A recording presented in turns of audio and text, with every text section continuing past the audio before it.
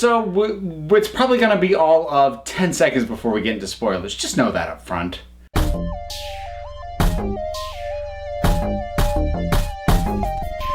So, yes.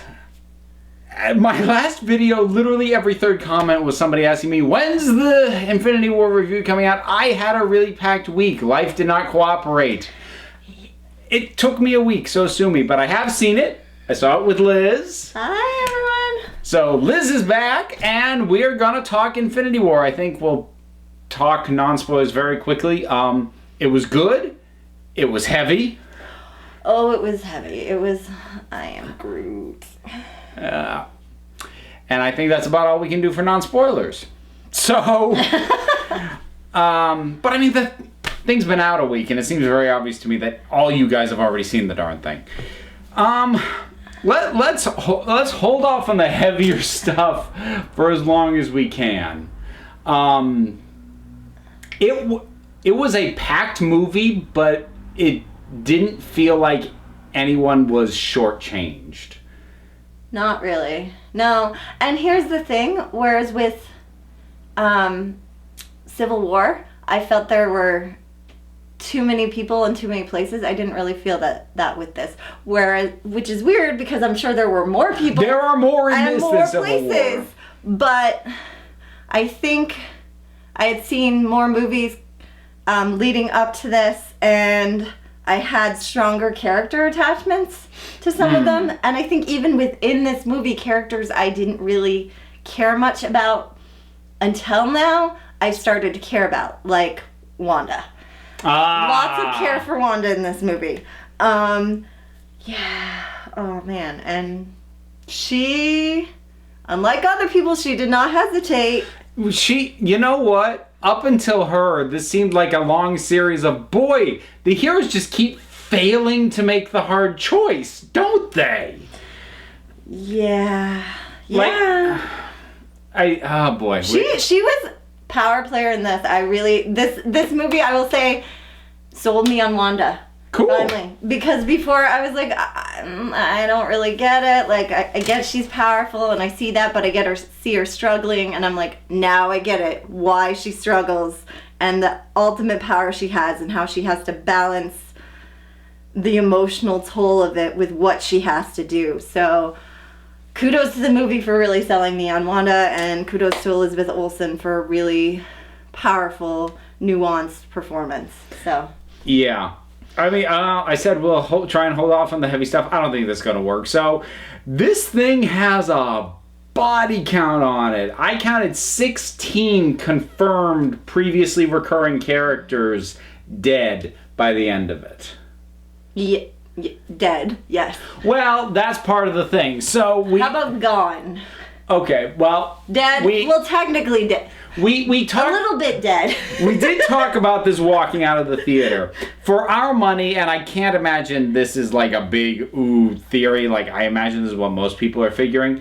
Anyone who died from the half the universe gone move, they will be brought back by the conclusion of the follow-up Avengers film. Which probably means we won't get to see them, though, until that movie, though. Until the very end, because there's two... I mean, they can't have their little spin-off things. Well, there's two Marvel movies coming out between now and the follow-up film. One is Ant-Man and the Wasp, which, if I'm gonna bet money, I say is set before this. Yeah, that would make sense, because otherwise they'd be like, oh my god. Yeah, otherwise everyone is going around screaming, going, why is half the planet dead? We don't have time for your fun little heist adventure. Be a fun movie. And then the other one, feeding into the bonus credit scene, is Captain Marvel. Now, what we already knew about that movie is that it is a period piece. It's actually set in the 90s. I did not. See, I know pretty much nothing. So, as someone who knows way more than I should about this, I saw that. So Captain Marvel's going to be set in the 90s, which means that by the end of it, she has to be somewhere in some state either off-world or somehow unaccounted for to deal with the fact that she hasn't shown up between whatever happens to her in the 90s in her movie and now. But it does seem to set up her returning at the call of Nick Fury. So that's good. But those are the only two we're getting between now and the next Avengers. Okay. Gotcha. But so yeah. So a lot. Can we get Valkyrie the side story too? Like I would just like that. Thanks. But I guess like Tessa Thompson is busy making Maeve World right now. So, which the rest of you probably call Westworld, but you know who it's really about. Yeah, we know. But see, actually, I'm a little bit annoyed. I feel like Valkyrie is one of the true, legitimately unaccounted for characters, because most of the others who didn't appear got a mention, like Scott and Clint, Ant-Man and Hawkeye. You know, they got they got a mention, but Valkyrie, unless I'm completely misremembering Thor Ragnarok, she was with the Asgardians at the end of that. I'm sure someone will tell us and let us know. I honestly, I've got two complaints and one half complaint about this movie. Okay. One of which is an incredible nitpick, but I'll get to that in a second. But it actually kind of started on a weak footing for me because it annoys me that coming off the end of Thor Ragnarok, basically immediately the Asgardian survivors are decimated. I don't like that. I don't like that for the same reason I don't like Alien 3. I don't like something that opens by negating. It can open on death. I have a problem with it opening on negating the victory of whatever came immediately before it. So, you know, this whole thing of get the survivors off of Asgard. Asgard is its people. It's not a place. Great. Now the people are dead too, so who cares? Yeah, it was not my favorite opening. And it's true, you can start with death, and if it's death, if it's like sacrifice death, like I know you didn't like The Last Jedi, but I still think it had a strong opening. I think that is an example of starting with death that is very powerful. This was not so much. No, not and additionally, it wouldn't have bothered me so much if like the ship hadn't been blown up. If like maybe if he like hurled Thor out into space and then the ship was left there, because then I could go, okay, well his whole MO is killing half the population. There's a bunch of people still alive with that, but the ship blew up. So for all intents and purposes, until something tells me otherwise, I assume everybody that was on there who wasn't Thor is dead. So that annoys me. Where is Valkyrie? Nope, that's part of what got me here in the first place. Okay, so that's my main substantive complaint. But since it was right at the beginning, I was basically fine for the rest of the movie. My nitpick, and I know this is a nitpick. Is this your half or another whole? No, I'll get to the half. Okay. No, this is my nitpick. I'm really, really, really irritated that Bucky was using a gun that fired bullets. He was in Wakanda. I understand that that's the gun he's used to. They couldn't outfit him with a gun that was tactically what he's used to, but fired awesome Wakandan technology. He's firing little spears. He's firing bullets which are finite and run out. They couldn't give him an energy weapon equivalent to that gun. But he washed his hair. So yes, you were very happy when he showed up. He's like, oh! I'm always excited when Bucky decides to wash his hair. Fashioned by Bucky. Yeah. No. So Peter Dinklage shows up, and I'm like, did he go to the Bucky Barnes School of Cosmetology? Yeah. He was looking rough. But that elicited a big squee because I was not expecting him. You had 3 squees in this movie.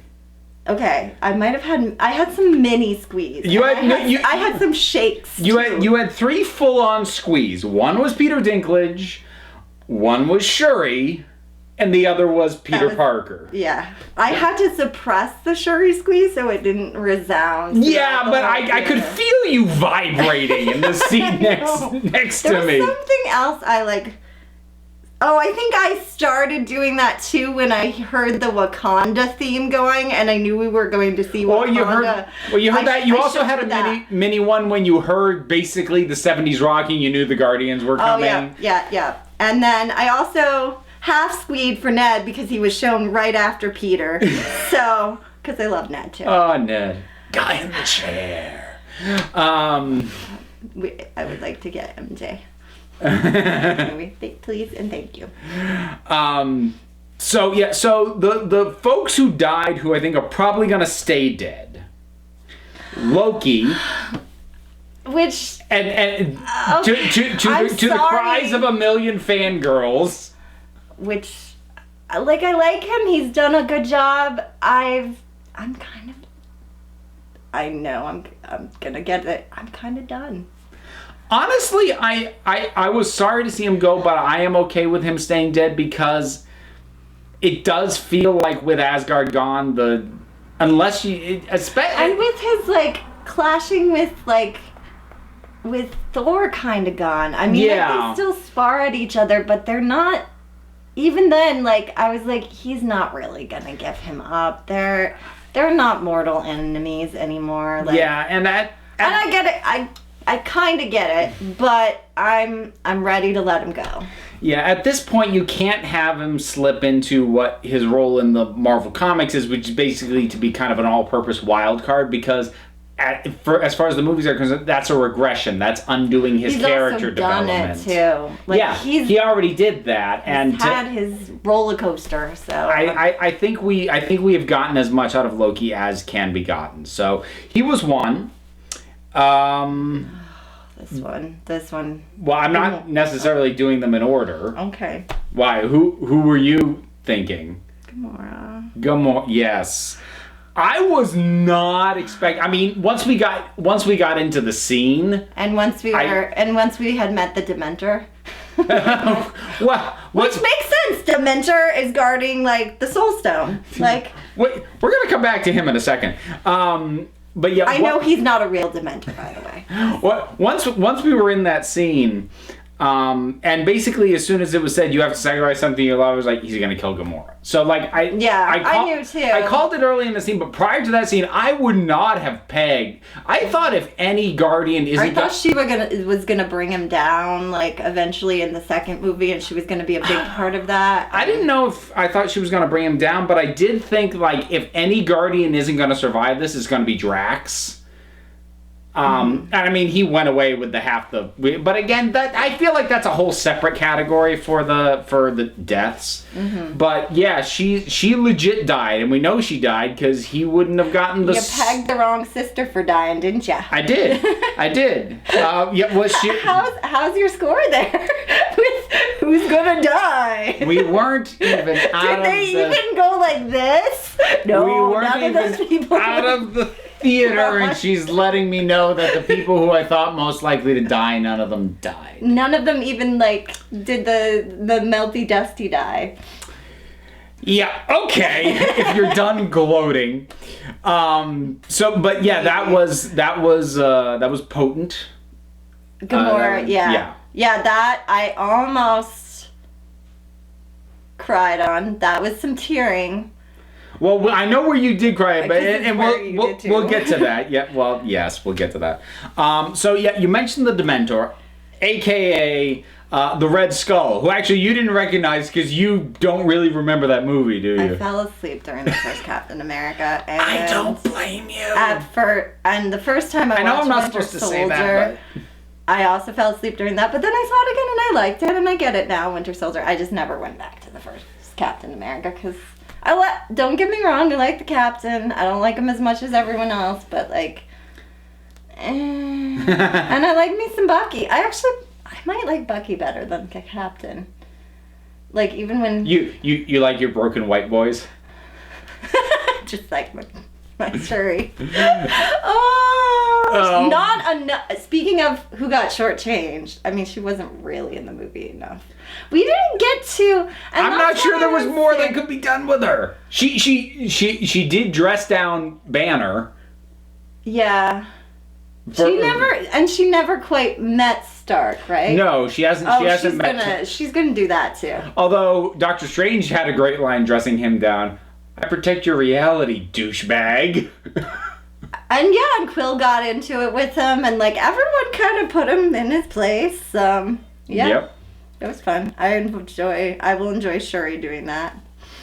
But yeah, so the Red Skull showing up, that was kind of a fun cameo, and I have a suspicion, because Hugo Weaving had said he didn't want to come back and play this part again, and I will bet money that it was CGI this time. Last time it was makeup, and he hated it.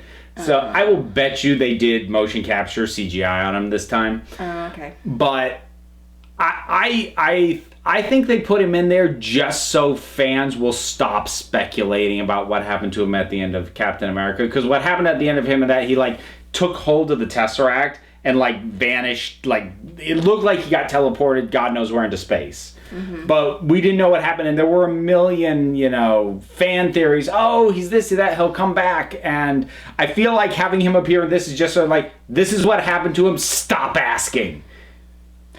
So, I was thinking about that in terms of like the stones. Yeah. And it all seems to be about like sacrifice, giving up a stone or like relinquishing a stone's control. Mm-hmm. Cause, to some degree, yeah. Well, I mean, maybe not on everyone, but like, like Loki had to say, okay, I'm going to sacrifice, the stone. Yeah. Doctor Strange did for Tony Stark. Actually, we skipped over it. That's my half complaint. I don't buy that right now. But there were some things, like, I just don't. Like, I don't buy, given the short time they knew each other, the relationship that they had. And he knew the reality. But maybe in the one future he saw where they win, he knows that he has to give up the stone.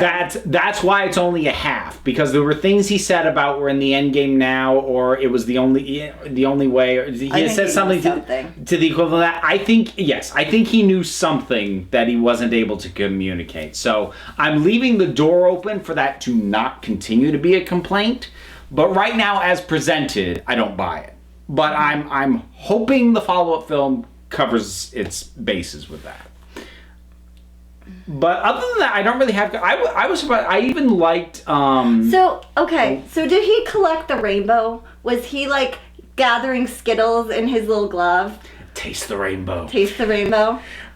Basically, yes. Taste. Oh, I don't know. I don't know sayings for marketing. But yeah, it is taste the rainbow. It's taste the rainbow. Like that. He's just gonna lick the glove. That's what the movie was missing. Thanos licking the gauntlet. I was surprised at some of the stuff that I liked that I thought was going to be more throwaway. I actually kind of liked Thanos' followers. They were solid as villains, and the one guy. There's variation to them. The one guy who got defeated on the spaceship, that was cathartic. That was a lot of fun. Oh, Peter. There are some pretty good action sequences in this. Nothing that like blew me away on the scale of, say, the airport fight from Civil War, that was good. or the M'Baku T'Challa fight from Black Panther. Oh my gosh. Like, there weren't any sequences that knocked me on my butt the way some of those have in the past, but they were good. They were all really good, and they were intense, and I could follow them, and yeah, it was good action stuff. Yeah. So, why don't we talk about where we both cried? Yeah. Oh, so Peter was my first squee. Yeah. And he was also where I cried when he starts like clutching himself and being like, Mr. Stark, I don't feel too well, and was like, and then he starts begging, and that just, because no one else begged, but he's a kid. Yeah. He's just a scared kid, and I know he's supposed to be like 16 or something, but a lot of times I was like, you could be one of my 5th graders, you could be one of my preschoolers. He's just endearingly young. And so, yeah, the funny thing was, somebody had dropped a comment, and surprisingly, I managed to avoid spoilers in the week that it took me to watch this thing. And so, allow me to thank the commenters on my channel, nobody was a jerk. And spoiling it, but one person did put one thing. They put, I don't want to go, which I looked at that and kind of cocked my head because that is a line famously from a scene in Doctor Who that makes a lot of people sad and does not make me nearly as sad as it's supposed to. But when this happened in this movie, I watched it and went, now, see, here's the difference. Because when Doctor Who did it, and I'm not going to go into detail about what the scene is because I'm still catching you up on it and you haven't seen this one yet. Mm-hmm. When Doctor Who did it, it came off as whiny. When this did it, it came off as pleading. Oh, and gosh. That was heartbreaking. Oh, he like ripped me apart. Oh, that kid. I love Tom Holland so much. I mean, I already loved him from Spider-Man Homecoming, but this just slayed me. I mean, it was and Gamora was really hard. This was more heartbreaking, though. I think Gamora made me more mad. I was like ready to go. Heimdall, we forgot to mention for Heimdall. Definite confirmed death, as opposed to just just assumed. Vision. Yeah, Vision's gone. Yeah. Holy cow. Yeah. I mean, there's some part of me that is holding on to Gamora and being like, maybe, but no, she's in the other realm, so. Yeah. I mean, she's dead. Okay. So. Yeah, that was. Oh, speaking of little Gamora, oh my God, little Gamora was so cute. Oh my goodness, and so tough. And I also I called it when he gave her that blade that she was going to use it on him later. I was just hoping it would make it to the second movie and she would use it on him, but not so much. Not so much. So we've been putting him off. Let's talk about Thanos. His chin is ridiculous. Were you ever able to get over the chin, or did your eyes just zero in on it every time? It took a while. Eventually, I got over the chin because the Skittle glove. But anyways, yeah, his chin was ridiculous, and I'm glad that Quill made fun of it because Quill got some good names then. Also, I love Space Rabbit. So are you just in future just going to refer to Thor as Wrinkle Chin Skittle Glove? Thanos, you mean not Thor? Yeah, sorry, Thanos. Thanos, yeah. Yeah, I like it. Wrinkle Chin Skittle Glove. I was actually really impressed with him as a villain, and he worked, other than the ridiculous chin, which they're stuck with from the comics. But I was surprised at how much screen time he had. This actually, honestly, was almost more his movie than anybody else's. And he's got some, he had some weighty, heavy moments. He wasn't just a villain that was like, I'm gonna destroy half the universe, here I go, yeah. He was thinking about it. Like, the Gamora scene was touching, because he sacrificed. Yeah, he's doing what he feels is necessary, and he feels the weight of this path that he's taken, which is actually an interesting interpretation of the character, because he doesn't normally have the same mentality. We talked a little about this, I think, when we talked about the trailer. Oh, yeah. Which is that in the comics, he just has an obsession with death.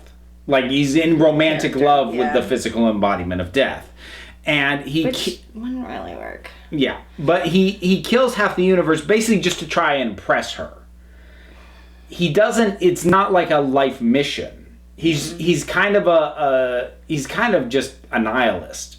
He's a nihilist with an absurd ego, which makes actually for a bit of an interesting dynamic in the comics, but is different from what they gave us in the movies. Whereas in the movies, he believes he is making the hard choice that no one else will.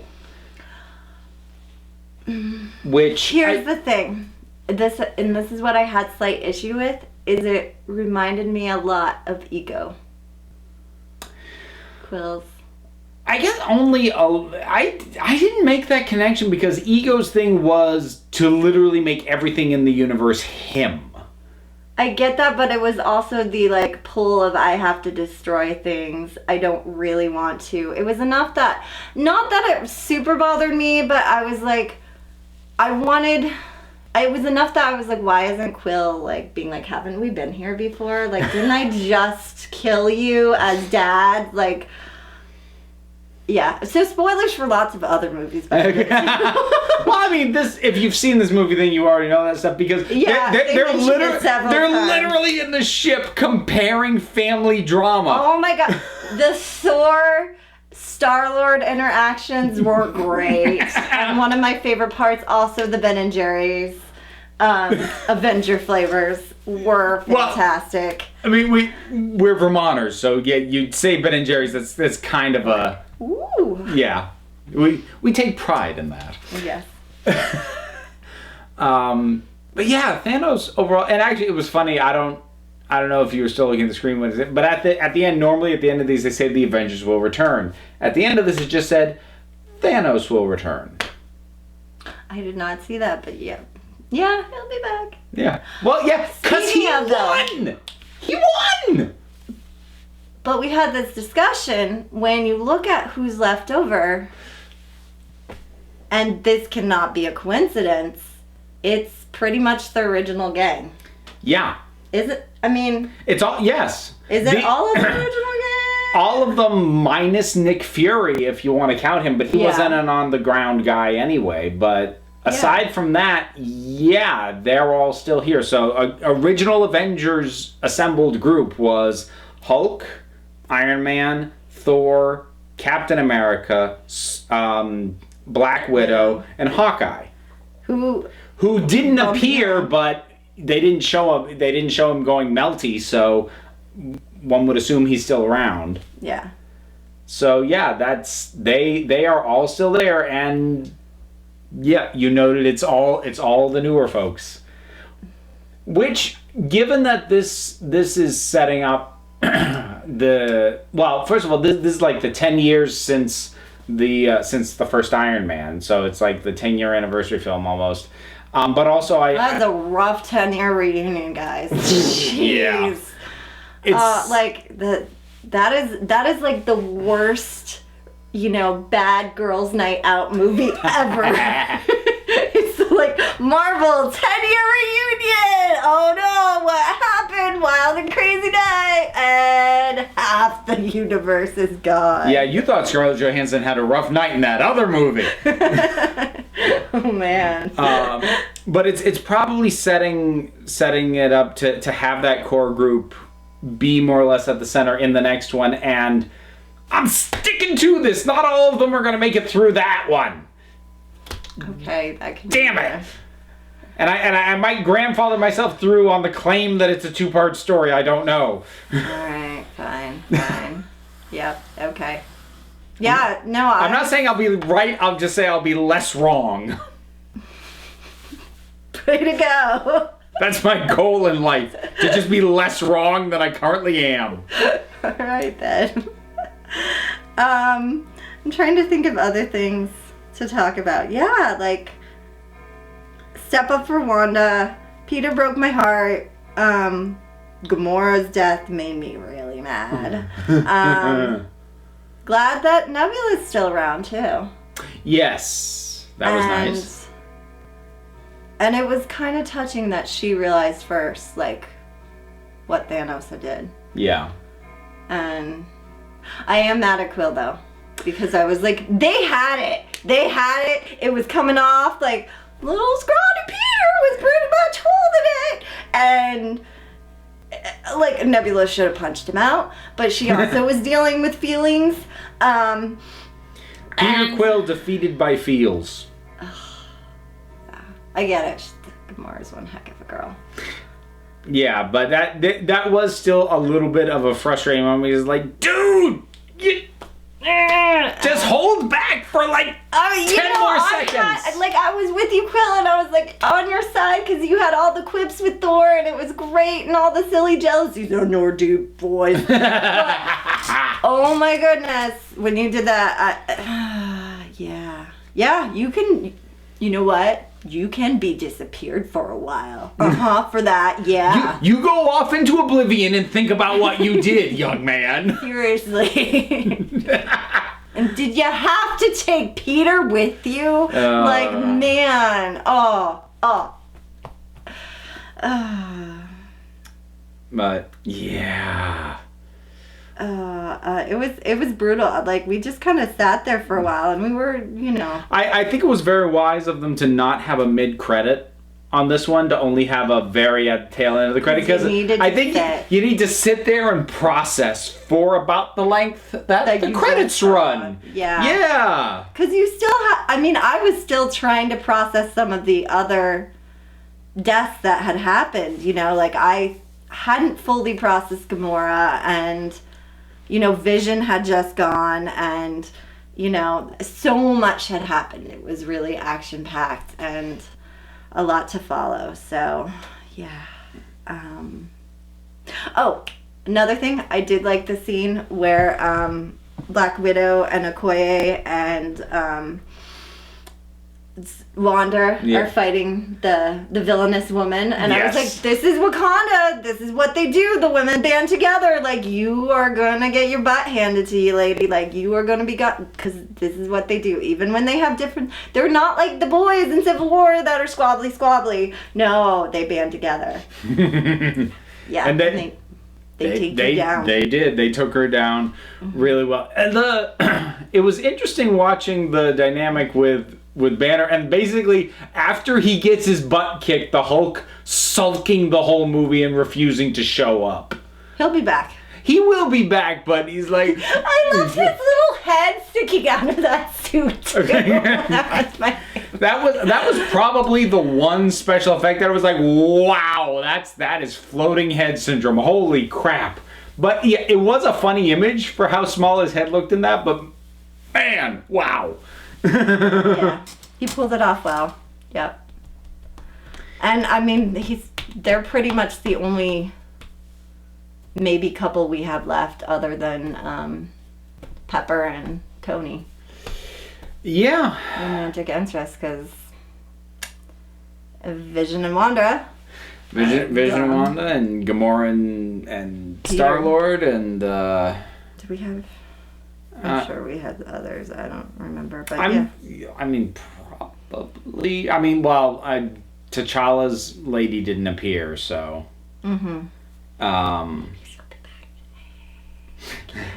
Well, that there are some that it reinforces the ones who they're definitely coming back. Like half of them have their next movies already announced. Like, we know Spider-Man Homecoming is getting a sequel. We know Black Panther is getting a sequel. And, yeah, you better believe it. And I cannot imagine they're all going to be prequels set before this. Yeah. You would be a fool to kill off mostly T'Challa, but also Peter, because we all love him. And total random thing that I thought. Very smart of them to get the Stan Lee cameo out of the way early. So that we weren't looking for it. Yeah. Yeah. And it felt like a fitting line. What's the matter? Haven't you kids ever seen a spaceship before? Thanks, Stan. Hey, Stanley. Someday I gotta review all the Stan Lee appearances and decide on my favorite. Yeah, I don't know if I'll ever do a list out of that. There were things that came out about him in the last few months that I'm a little like, His appearances in these are brief enough that they don't create an issue for me, but it has become a little, man, come on. Yeah. I think I heard rumor and I didn't read it yet, but I can guess what you mean. Yeah, you don't have to read it. Yeah. Boy, that went to a different downer note than planned. Let's not end on that. So. No, let's find something else. I'm again really enjoying the Peter Dinklage cameo. That was fun. That was cool. I like that they said. Because I knew he was in the movie, but they hadn't announced. I had heard that, and then I forgot completely. They hadn't announced who he was playing. So as soon as Thor said, we need to go and the dwarves will forge me a new weapon. I'm like, that'll be Peter Dinklage. But of course, he's a giant dwarf. Like in Gallivant when you're bigger. Oh, God. We're very small giants. No, we're just very large dwarves. Just a very large dwarf. Yes. Oh, that was great. Yeah, that was my favorite cameo, probably. I mean, I guess it was a little more than a cameo, but I wasn't expecting it was a little more substantive than a cameo, but yeah, no, that was good. That was good. Like there. Oh, and I like the Groot handle. I mean, I knew it was kind of coming, but it was so nice. He finally put down the video game. I was so proud of him. How much of a flashback to the kids at your schools did that give you? Oh God, yeah. Well, actually, they aren't on electronics a lot. They're not really allowed, but like they would be though. Yeah. I was like, if nothing else, you recognize the mentality. Yeah, sometimes it's you playing games on your phone. That's what. I have no idea what this woman is talking. Yeah. Bro. I'm working on that. Yeah, I don't think there was any appearance of any character in this film that didn't work. They all worked for what they had them come in and do, whether it was big, whether it was little. And some of them were little. I like just seeing M'Baku show up. And thrash some alien like monster dogs with his big beating stick. Love their little like shake. Oh my gosh. Yeah. So there are. That being said, I did want a little more T'Challa in this, and I always want more Shuri, but I get she was busy. She was doing very detailed work, which I kind of almost wonder, like, is there any way she could have messed with the stone, and if that will come about? I doubt it, but maybe whatever she saw while she was working on it will give her insight into the stone that will come into the next one. Okay. So Thor's still got his axe, right? So yeah. What do we got going into this? We got the original team. Yep, we've got the original teame. We've got Captain Marvel probably coming in. Oh yeah, she will definitely be there. I'm guessing maybe Ant-Man and Wasp will come in. Maybe they'll slide in Hawkeye. I'm hoping for some Valkyrie. You've got a lot of... Well, I mean, actually, no. A lot of the mad people disappeared, like Quill. So that stinks. But we've got a mad Nebula, so that's worth something. Yeah, there were characters who I thought were going to come back who basically got talked off because the last time we saw the Power Stone at the end of the first Guardians movie, it was put in the hand of the Nova Corps, which included... They weren't there. Included folks like... Fun people. Yeah, Glenn Close and John C. Reilly, but that's the first stone that Thanos has, and we just hear about how he massacred Xandar to get it. So, assuming. Yeah, we can assume they're dead. Lots of death. Good movie though. Yeah, for lots of death. For a movie that ends with the bad guy not only winning and accomplishing, but like literally getting exactly what he wanted, sitting down to watch a sunrise smiling. Oh, that was like creepy. Good movie. Yeah. That managed to have that ending. And Bucky washed his hair, so like. What a relief. You know what a good movie it is, because like he was like, I'm gonna wash my hair for this movie. I got some Wakandan herbal essences, so you know it's the good stuff. Oh yeah. Oh, the other thing I knew, like once we saw a bracelet, I was like, oh, that's Shuri. Oh yeah, because the that's beads, what you saw first of her, and I was like, it's Shuri. Just like when I heard the music, I was like, I know where we're going. Speaking of settings, so like settings of worlds and whatnot, like Wakanda's still my favorite. Yeah. Any worlds that you thought were well done or intriguing or whatever. I really didn't expect the stone to be on Vormir. Am I saying that right?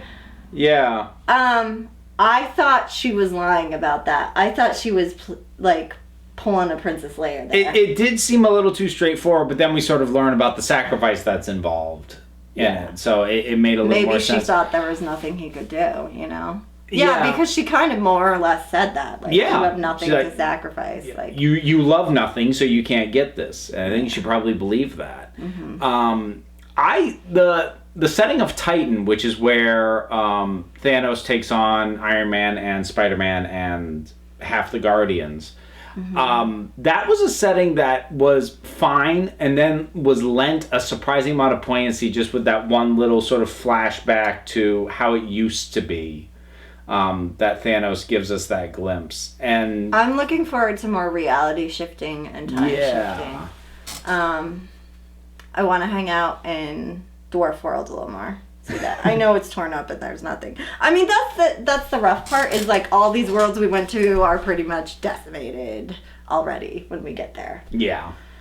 So Wakanda is not in great shape, but he didn't totally decimate it, so that made me happy. They still have their source of power, so that's something. I'm guessing that'll help them in the next movie. I would imagine. Yeah, because, I mean, yes, they've lost their leader, but they still have the brains behind it with Shuri, because I'm gonna guess she didn't disappear or we would have seen it.